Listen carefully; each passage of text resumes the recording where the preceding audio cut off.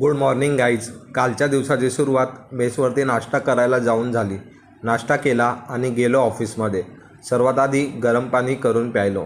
नेहमीप्रमाणे अकाउंट्सचे काम केले आणि संध्याकाळी निघालो दुसऱ्या साईटवर कामानिमित्त. चालत जात होतो तर बऱ्याच दिवसांनी पॉपकॉर्नवाला दिसला आणि खायची इच्छा पण झाली होती.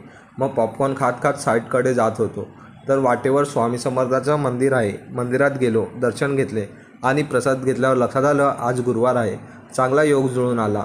त्यानंतर साईटवर ज्या कामानिमित्त गेलेलो ते काम तर नाही झालं.